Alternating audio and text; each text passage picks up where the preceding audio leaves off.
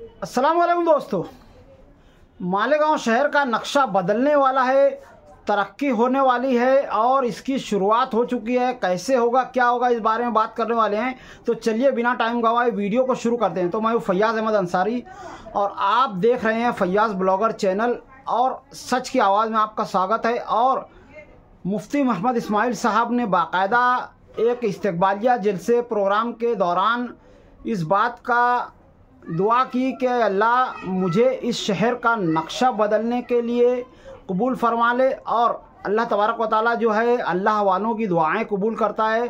और हमारे मालेगांव शहर की ये खुशनसीबी है कि हमारे शहर में मुफ्ती मोहम्मद इस्माइल साहब जैसे एक बेहतरीन अल्लाह के अकाबिर मौजूद है, अल्लाह के वली मौजूद हैं, जिन्होंने ख्वाब में हुजूर पाक सल्लल्लाहु अलैहि वसल्लम की बारहा ज़ियारत की है।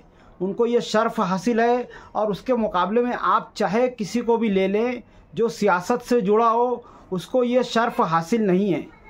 अल्हम्दुलिल्लाह अल्लाह तबारक व तआला ने जो है उनको शहर की खिदमत के लिए चुन लिया है। और शहर के आवाम की भी यहाँ पर अब ज़िम्मेदारी बनती है कि वो भी मुफ्ती साहब का साथ दें।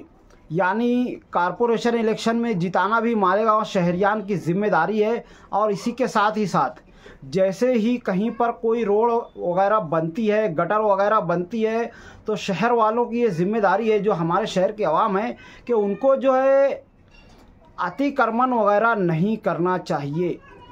एक बात जो हमारे शहर में हमेशा देखने आती है कि जितने भी मुस्लिम एरियाज़ हैं, चाहे आप कहीं भी चले जाओ हिंदुस्तान के किसी भी कोने में, तो वहाँ पर गंदगी होती है।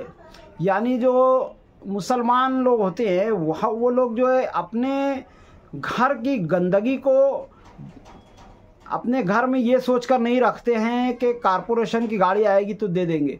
उनकी कोशिश ये होती है कि फ़ौरन ही इसको कहीं पर भी अपने घर के आसपास में कहीं कुछ कूड़ा क्रिकेट कहीं पर कोई फेंक रहा हो तो हम वहाँ पर जा कर के अपने घर की गंदगी को फेंक दे, फिर कारपोरेशन जाने और इंतज़ामिया जाने। और उसकी वजह से हर मुस्लिम महल्ले में गंदगी का अंबार लग जाता है। जबकि आप जो है हमारे बिरादरान वतन हिंदू भाइयों के एरिए में जा कर के देख लें तो वहाँ पर आपको नज़र आएगा कि वो अपनी घर में जो गंदगी होती है उसको अच्छी तरह से ढक करके पैक करके रखते हैं। और जब भी कारपोरेशन की गाड़ी वगैरह कुछ आती है तो वो उस गाड़ी के अंदर ही कचरे को डालते हैं। और हमारे मुस्लिम माशरे में ऐसा नहीं होता है, जबकि पाकी आधा ईमान है। ये अल्लाह तबारक व तआला ने हमें स्पेशलिटी अता फरमाई है कि हमें जो है ईमान की असल बुनियाद आधा ईमान जो है पाकी को, सफाई को, तहारत को कहा गया। और हम ही जो है अपने महल्ले में गंदगी वगैरह करते हैं, अतिक्रमण वगैरह करते हैं, जो कि गुनाह का काम भी है। और साथ ही साथ इससे हम लोगों को ही तकलीफ़ होती है, बीमारियां वगैरह फैलती है, डेंगू मलेरिया वगैरह जो फैलते हैं, इसके असल असबाब हम लोग हैं।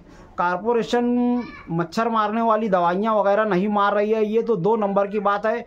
गंदगी फैलाने वाले हम ही हैं। अभी देखो कुछ अरसे में रमज़ान शुरू हो जाएगा, उसके बाद देख लो हर गली के कोने पे किस तरह से फल फ्रूट के छिलके के अंबार लग जाएंगे।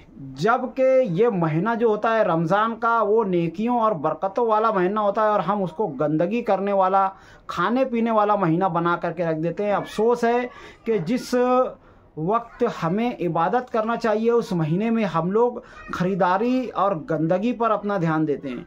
इस जानिब तवज्जो देने की ज़रूरत है। और इसी के साथ ही साथ जैसा कि मुफ्ती मोहम्मद इस्माइल साहब ने बाकायदा ये कहा है कि मेरी कोशिश ये रहेगी, यानी मुफ्ती साहब की कोशिश ये रहेगी कि शहर के अतराफ़ के जो महल्ले हैं, जो एरियाज़ हैं जहाँ पर गटर वगैरह नहीं है और औरतें मजबूर हैं अपने घर के पास गड्ढा करके, गंदगी करके उस सोस खड्डे को बार बार पाट के ज़रिए बाहर निकाल कर फेंकने की, वहाँ पर इंशाअल्लाह गटर वगैरह का इंतज़ाम किया जाएगा, सड़क वगैरह लाई जाएगी। इस ताल्लुक़ से मुफ्ती साहब की कोशिश है। और इसी के साथ ही हर घर के गली के आखिरी कोने तक पाइपलाइन पहुँचाई जाए, इसकी कोशिश है। और इसके अलावा हर वो काम जो शहर की तरक्की के लिए ज़रूरी है, इसके लिए मुफ्ती मोहम्मद इस्माइल साहब कोशिश करेंगे और इसके लिए हमें इनका साथ देना चाहिए। जो भी 2 नंबर में नल वगैरह लगा हो, पाइपलाइन वगैरह लगी हो, आपको उसको ख़त्म करके उसको 1 नंबर में करना चाहिए। हलाल तरीके से पानी वगैरह पीना चाहिए। और इसी तरह से अपने घर के अतराफ गंदगी ना करें, अतिक्रमण ना करें।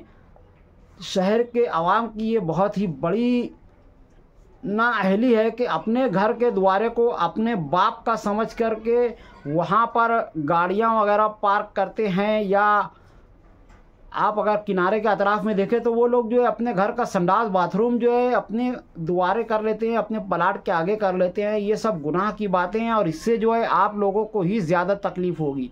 आने जाने वाले तो क्या है, कुछ देर आते जाते हैं, परेशान रहकर चले जाते हैं। मुसलसल तकलीफ़ का सामना आपको ही करना पड़ता है, गली वालों को करना पड़ता है। कोई 2 फुट का अतिक्रमण निकालता है तो बाजू वाला 3 फुट का निकाल लेता है और उसके बाजू वाला उसकी देखा देखी 4 फुट का निकाल लेता है। घर बनाने की बुनियाद ऐसी रखनी चाहिए कि हमारा 1 इंच भी हराम का ना हो।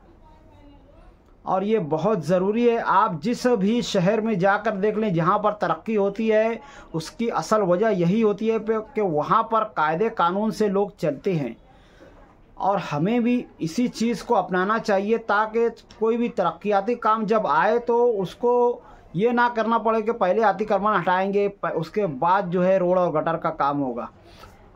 मैं समझता हूँ कि आप किनारे के एरिया के जिस भी गली में चले आए आपको वही दिखेगा कि अतिक्रमण इतना ज़्यादा हुआ है कि 20 फुट की रोड हो या 40 फुट की रोड हो, उसमें जो है कोई 5 फुट का रिक्शा भी सही तरीके से जा नहीं सकता है।